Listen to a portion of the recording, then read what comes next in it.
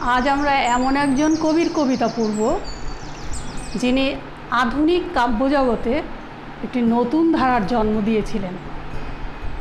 তার কাব্যে উঠে এসেছিল সমকাল, সমাজ, রাজনীতি, ইতিহাস, অর্থাৎ চলমান মানুষের জীবনযাত্রার ছবি তার কাব্যে ধরা পড়েছিল।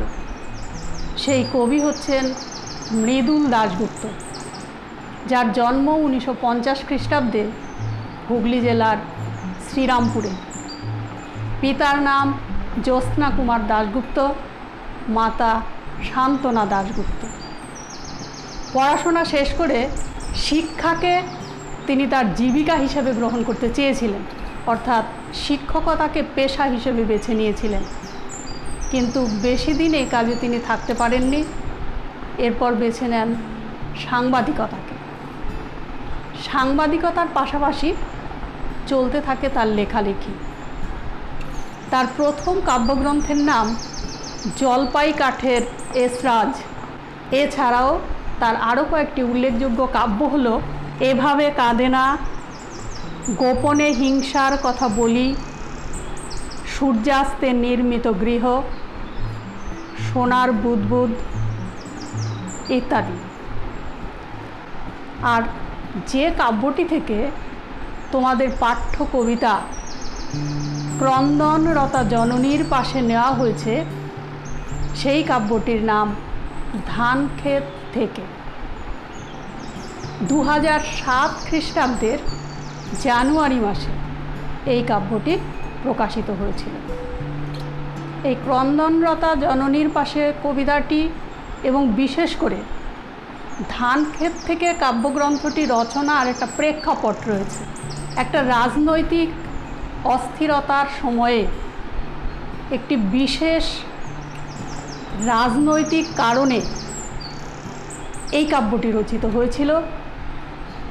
ব্যাপক অর্থে বলতে গেলে বা বিস্তারিতভাবে বলতে গেলে বলতে হয়, সিঙ্গুরে জমি অধিগ্রহণকে কেন্দ্র করে যে আন্দোলন হয়েছিল, যে আন্দোলন গড়ে উঠেছিল, তার প্রেক্ষিতে এই কাব্যটি রচিত হয়।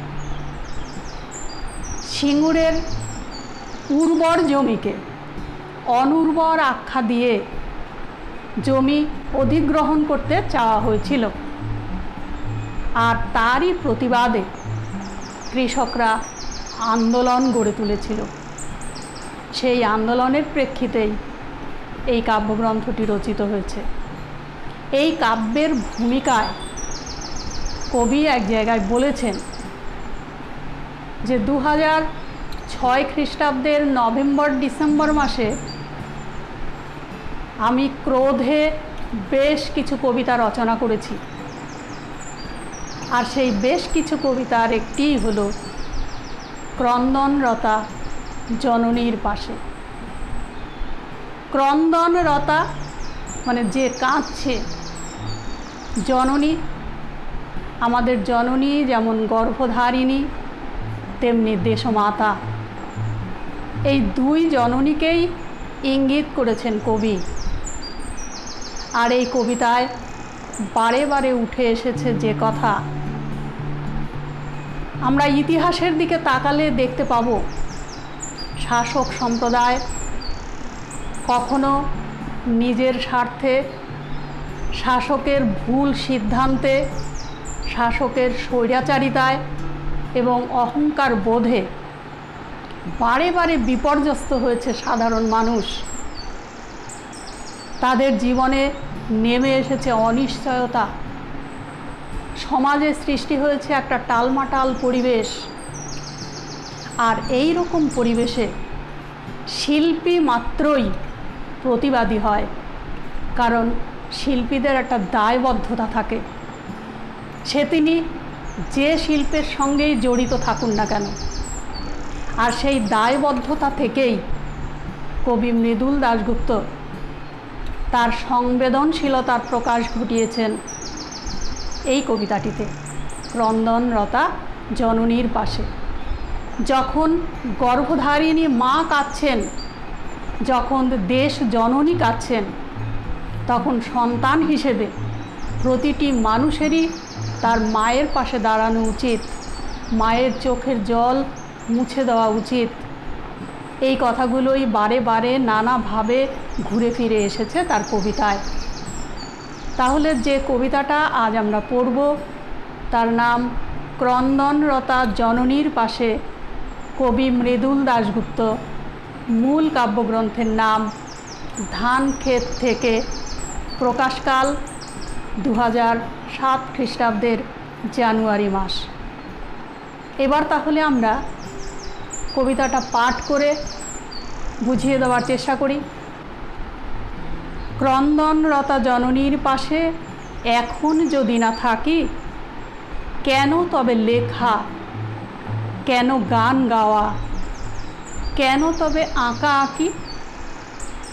ক্রন্দনরতা জননী, কাঁদছেন এমন মা, তার পাশে এখন যদি না থাকি।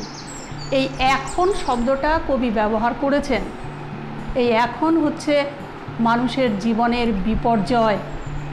এখানে সেই যে উল্লেখ করলাম সিঙ্গুর আন্দোলনের কথা, সেই আন্দোলনে বিপর্যস্ত সমাজ দেখে বিপর্যস্ত মানুষের জন্য, লাঞ্ছিত অত্যাচারিত মানুষের জন্য দেশমাতৃকা কাঁদছেন।